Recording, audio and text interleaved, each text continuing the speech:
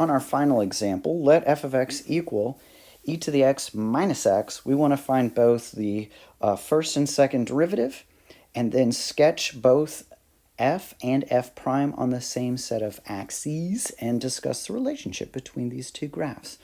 Okay, so when we go, this is almost like a set up as a free response question, right? It's a pretty short one, only 2 pieces. Okay, so when I go to find the derivative of this, we're going to use the exponential rule. We're also going to use the difference rule, that we can just separately take the derivatives of both of these pieces, and on this one it's just the power rule. It's actually, it's linear, so we could very easily find its derivative. So let's give that a try. Oh, I had all this extra space for no reason on that one. Okay, f of x is equal to e to the x minus x. What's its derivative? It's going to be easy. What's the derivative of e to the x, guys? It's e to the x. And what's the derivative of minus x? It's minus 1. There's our first derivative. Let's take the second derivative. F double prime of x is equal to, what's the derivative of e to the x? E to the x. And then derivative of negative 1, that's a constant. We're using the constant rule, which is just 0, so that's it. Here's our first derivative and our second derivative. So easy.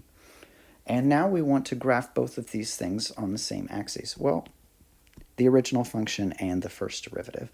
We could do the second derivative, it's just that we don't understand just yet what that second derivative contributes to the graph of the original function. Not yet anyway. That'll be coming soon.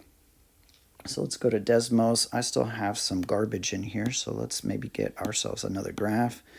And our first function was, let's type in as a y is equal to e to the x,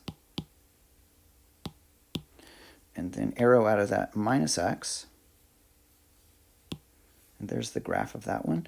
And you know me, I don't like the fact that it's red.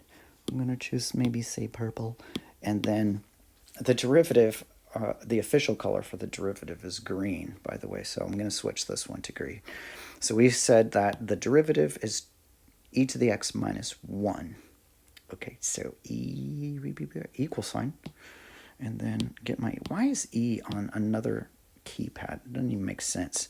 You'd think it'd be like pi down here is so useful that it would be right there on the keypad. I'm blathering. Anyway, so there we go. We got both graphs. And it didn't know to graph it in green, so I'm going to switch it to green. There we go. Done. Collapse. I don't need to see you. All right, we want to be able to compare these two graphs. Remember that the derivative graph there is in green, and the purple is our original one. Okay, so I'm trying to establish some relationships between these, because these relationships, very important, definitely going to be on the AP exam, and we're going to see them throughout the year. Okay, so let's look at the derivative graph here. It hits 0 at the origin. And let's just follow that up. We follow it straight up to the purple graph there at the origin, and notice that it has a relative minimum right there.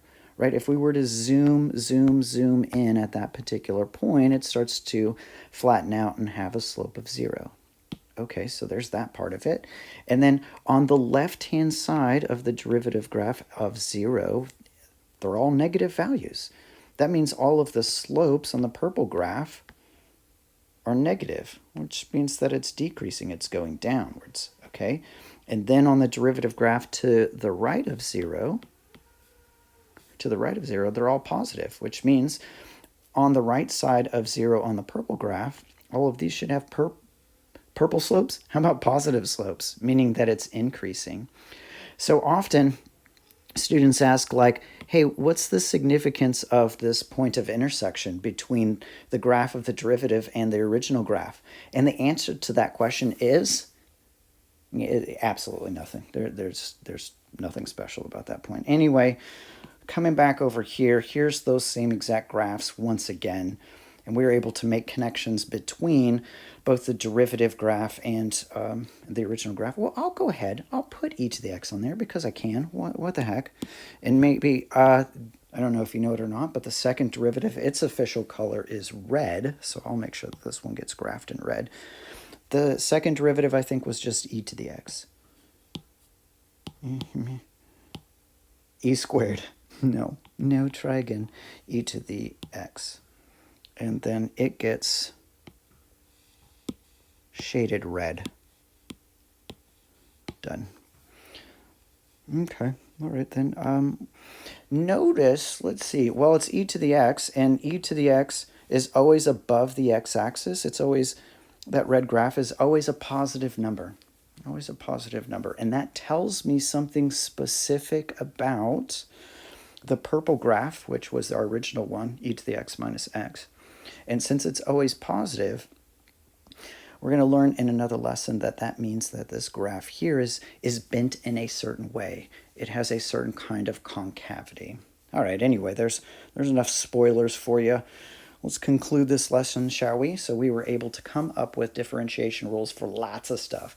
The constant rule, the power rule, the putting them all together, polynomial functions with sum and difference and constant multiple, and then finally here, e to the x being its own derivative, also e to the x.